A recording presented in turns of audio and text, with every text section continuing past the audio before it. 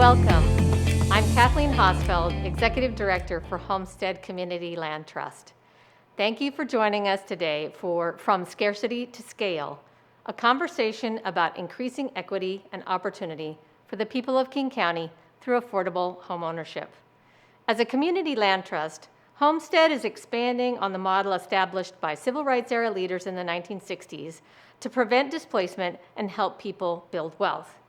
Leaders that included the late Representative John Lewis created our model of shared ownership of land and individual ownership of assets, homes, businesses, and farms on the land to address systemic injustices faced by people of color in the South.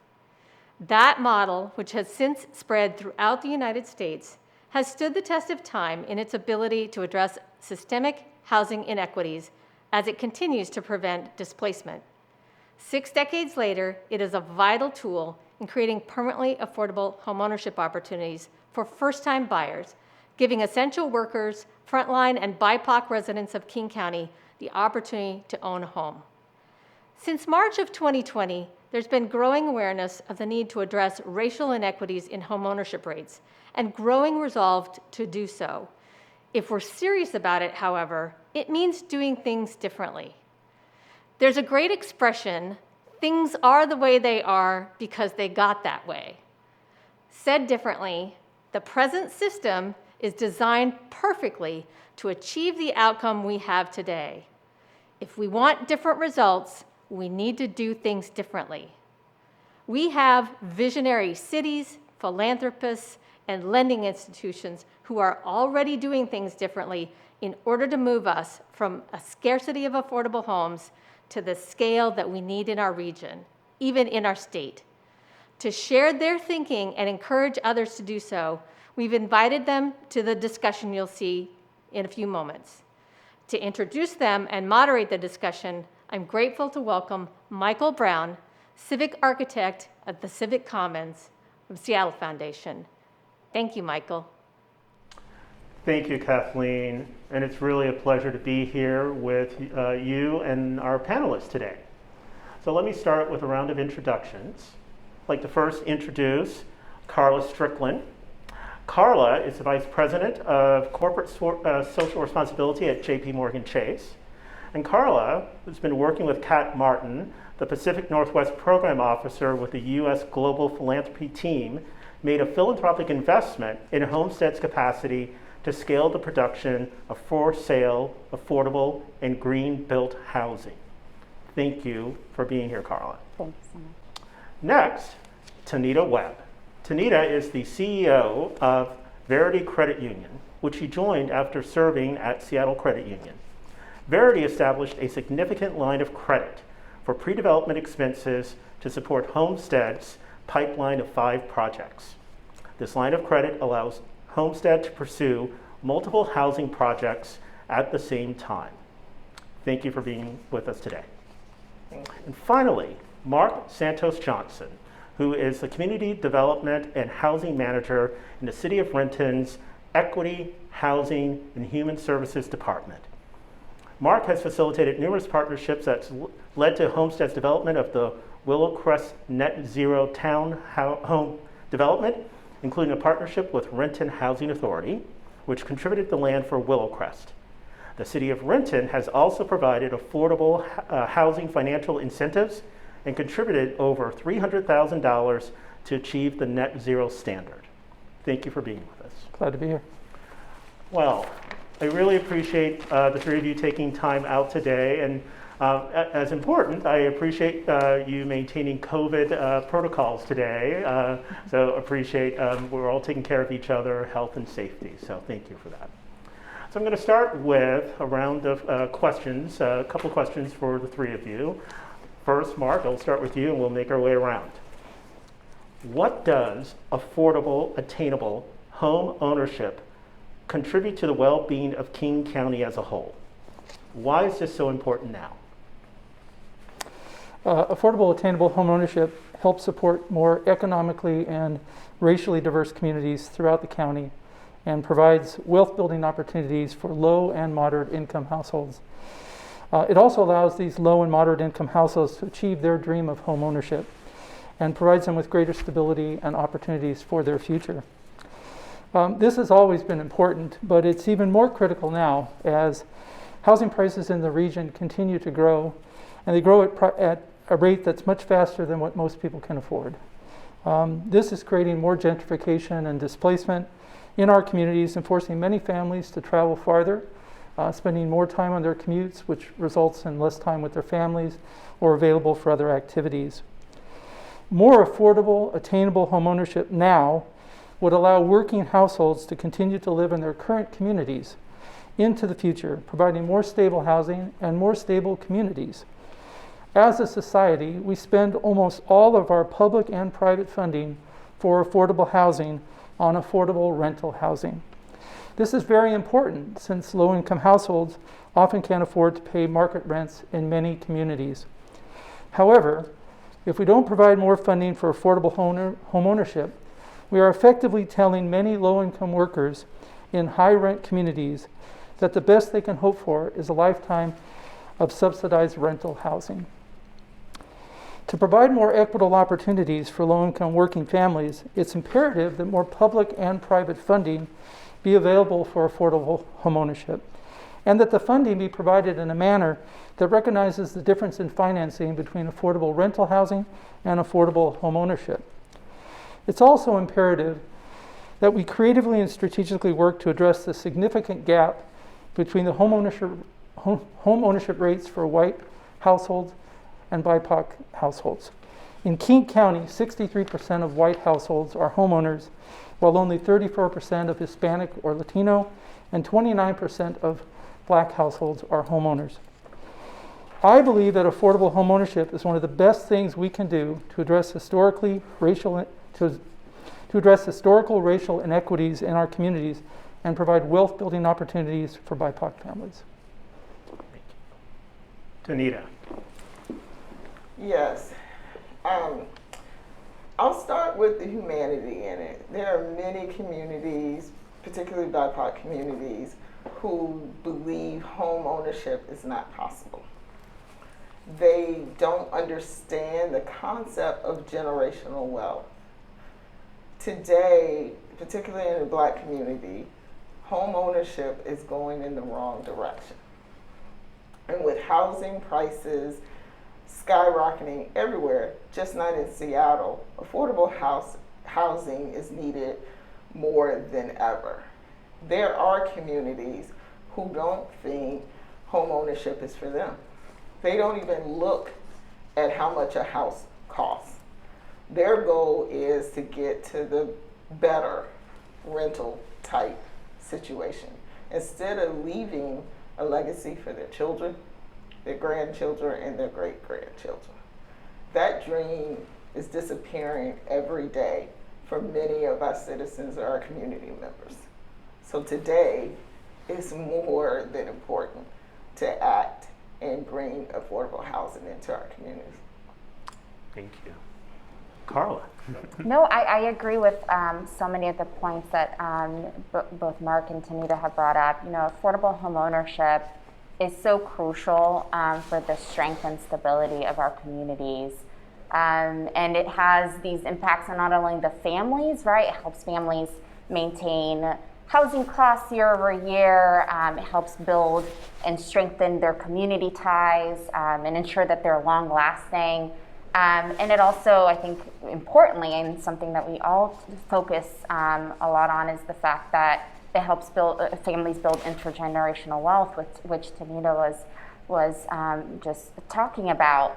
And then outside of the family nucleus, you also see these outsized impacts for the community overall.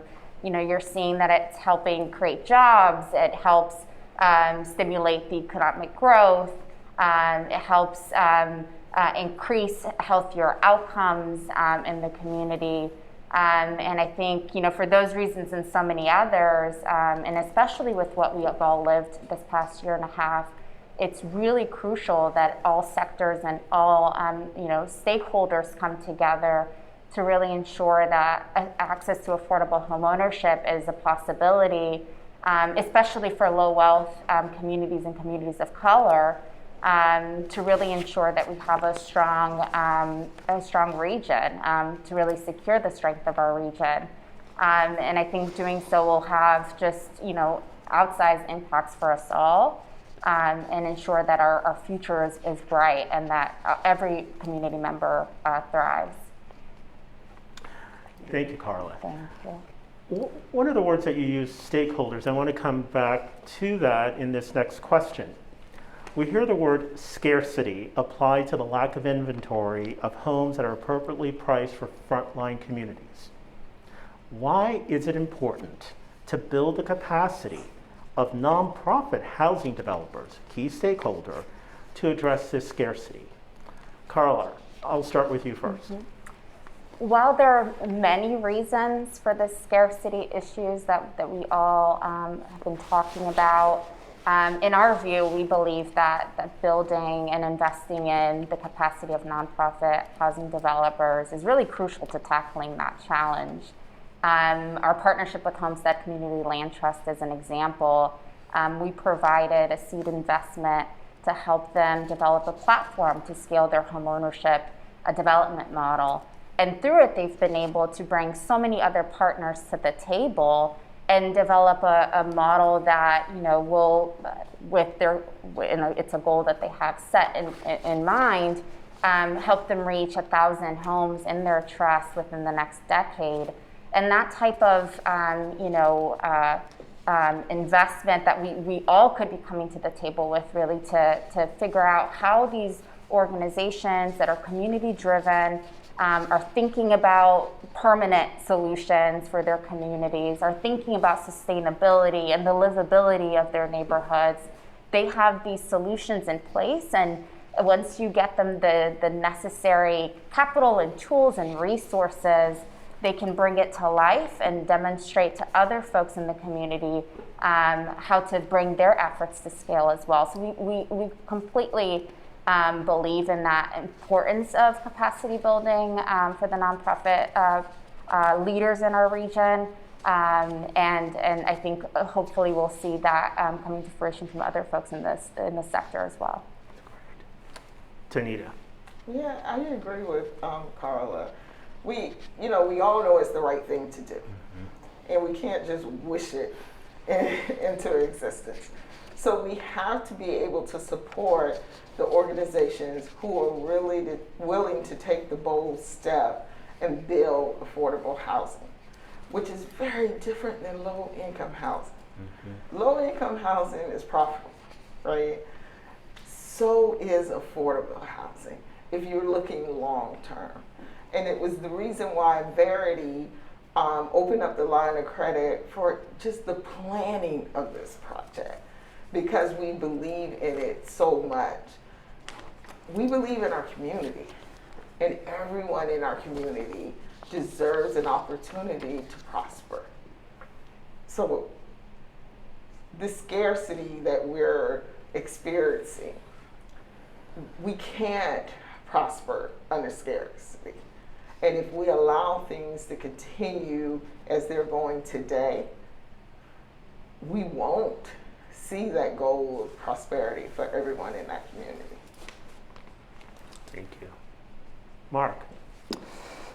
Private for-profit developers provide the majority of new housing in our communities. However, without public subsidies and incentives, philanthropic financing, or other changes in the development and financing process, it's difficult for them to build affordable, attainable housing for many people in our communities, and especially for home ownership. Nonprofit housing developers are actively working to address the community's needs, but the gap grows. The gap is huge, and it grows every year. By increasing the capacity of nonprofit housing developers, we can help them build both more housing, more homeownership projects, and larger homeownership projects.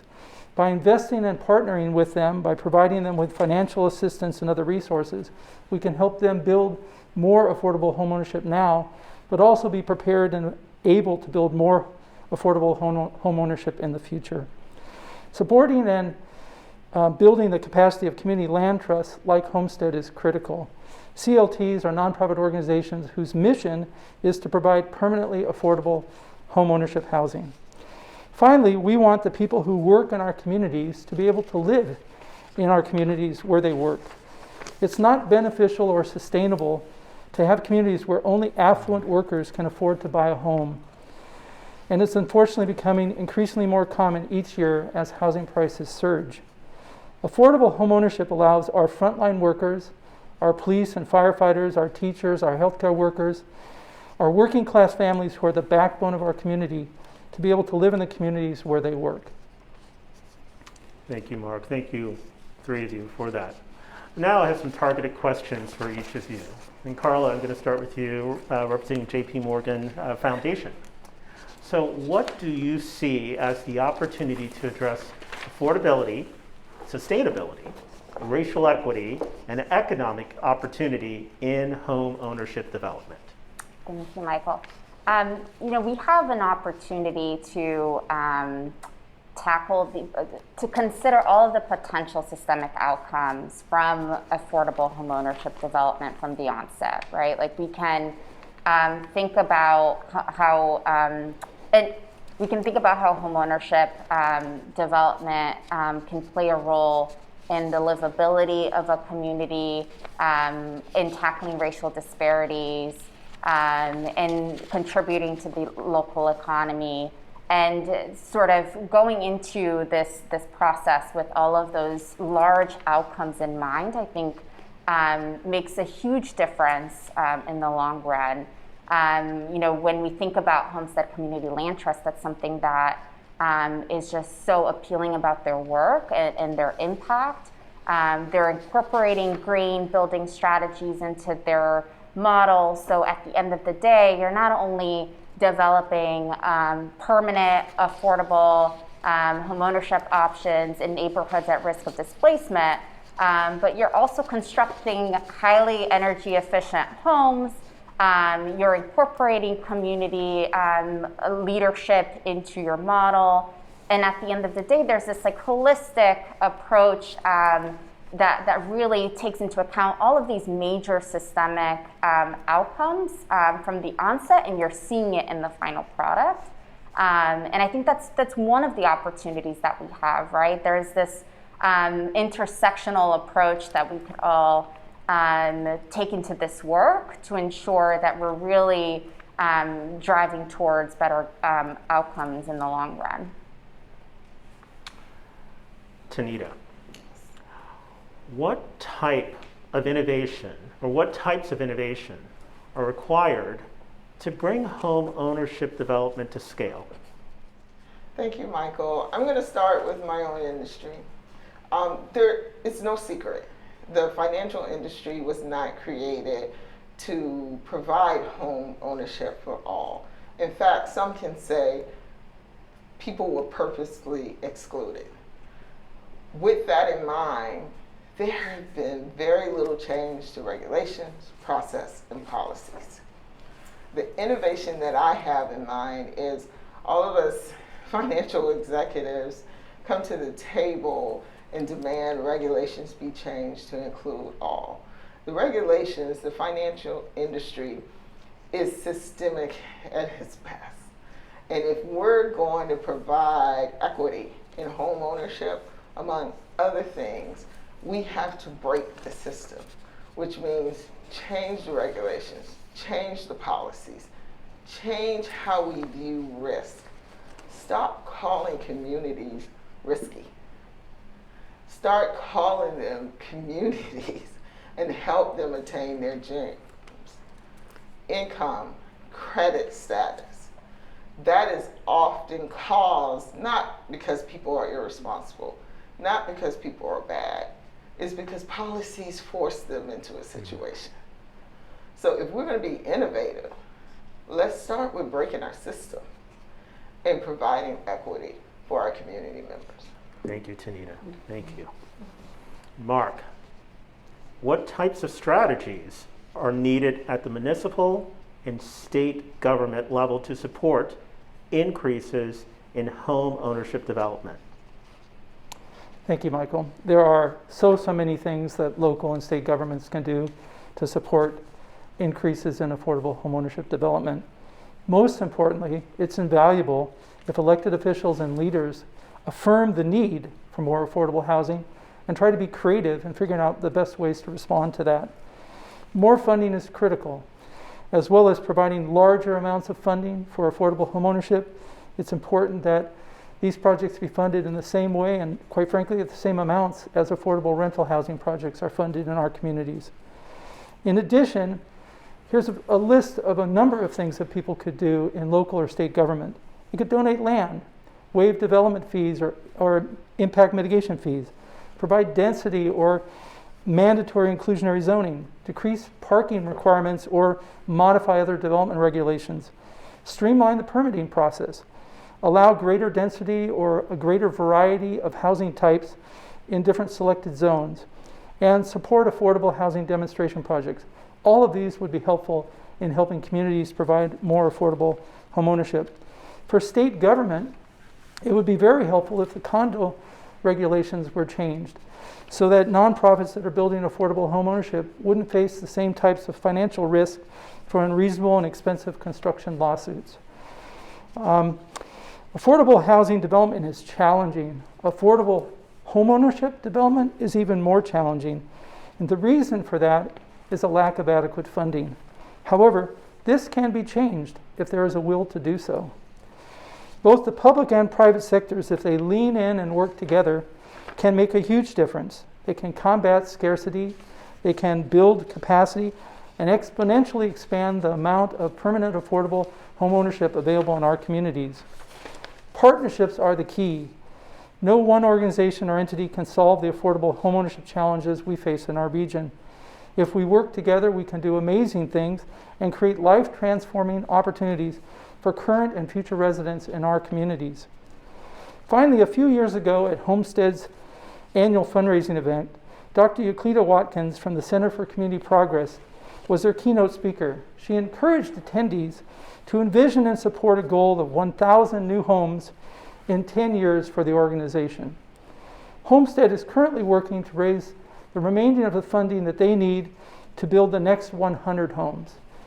It would be wonderful if they could complete this work and have enough financial support to quickly move on to the next 100 homes and eventually to the next 1,000 homes in 10 years. This would truly be an appropriate response to the needs and opportunities in our community. Thank you. Thank you, Mark. Mark, Tonita, Carla, thank you so much for spending time with us. We have time for one additional question. You've covered a lot of territory, but I'm just curious. Are there some final comments, something that we didn't get to that you want to make sure our audience knows? So, Tonita, I'll turn it to you first. I don't want to add anything additional. What I do want to say is this is hard work. It's challenging work. We have to challenge everything we've been taught. We have to challenge our systems. We have to challenge the way we do our jobs. But it's possible. Our community deserves it, and that's our entire community. We need to make sure that every community has an opportunity to prosper, and home ownership is a way to do that. Thank you. Carla.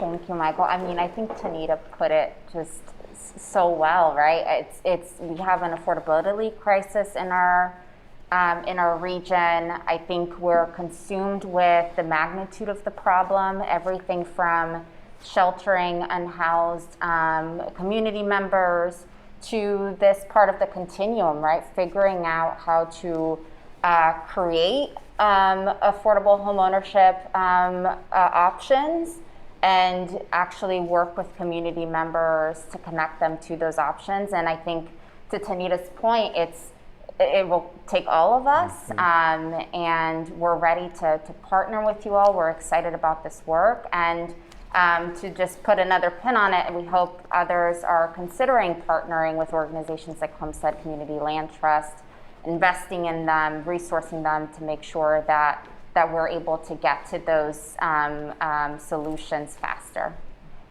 Thank you. Thank you. Mark. Yes, Homestead is a wonderful organization. They're doing amazing things, and they could do even more wonderful and amazing things if they got more support. If you're watching this video, do something, act. Donate money, talk to your employer, talk to your friends, try to do something, because this problem is not going away. It is hard, it's challenging, but in order to make a difference, in order for our children and our children's children to have the future that we envision, we need to act, and we need to act now. So I ask everyone to do what you can. If you're new to this field, learn more, read, talk to people, but try to make a difference, because this just doesn't happen by chance. It's hard work, and it's the collective effort of many people coming together to make things happen. It really is transformative. It provides amazing opportunities for families and communities, and if we did more of this, we would all be much better off. Thank you, Mark. Well, I'd like to take the time to thank Mark, Tonita, and Carla for their contributions as individuals, for their comments and pushing and challenging each and every one of us today. I'd also like to thank their institutions, the leadership that these individuals and their institutions have provided, I think says a lot about where we're at and where we can go together. The importance of partnering, supporting, and acting. And with that said, I will now turn it back over to Kathleen. Thank you, Michael, Carla, Kat, Mark, Tonita, and the institutions that you represent. Thank you so much also to the Renton Housing Authority for the investments that you have made in Homestead, which are expanding our capacity to build the affordable homes that make homeownership possible. I'd also like to recognize two more examples of doing business differently. One is recognition of Heritage Bank, a lender that recognizes the differences between homeownership and rental housing construction financing and is willing to do both. We started with Heritage through our friend Randy Robinson and continue to work with Alex Pace in a transformative partnership to build more homes. Thank you, Heritage Bank, for your partnership. And finally, we'd like to recognize another transformational relationship, our partnership with Redfin. To tell you more about that, we welcome Glenn Kelmann, CEO. Hey, this is Glenn Kelmann, Redfin CEO, here with a message of love, excitement, support, and gratitude for Homestead Community Land Trust. Together with JP Morgan and Verity Credit and the City of Renton, we are proud to be your partner. We evaluated all sorts of housing nonprofits, and what we really admired about Homestead is that you get the job done. You don't just talk about housing, you don't just lobby governments or post things on Twitter. You break ground and build affordable housing. 10 houses in Seattle, 12 in Renton. That is going to change the entire trajectory of 22 families, not just the current family, but for generations to come as they accumulate wealth through housing, have safe neighborhoods and better schools to send their kids to. So we are so excited about that work and everything you do to give counseling to the people trying to figure out how to afford the American dream. So thank you for letting us be a part of it. If you are considering putting your money somewhere in nonprofit housing, this is the place to do it. We love you, Homestead. Thank you very much for joining us today. If you've been inspired by the examples of these organizations who are taking bold new steps to address housing inequities through homeownership, or if you're wondering how you can help, contact us at www.homesteadclt.org. Thank you again.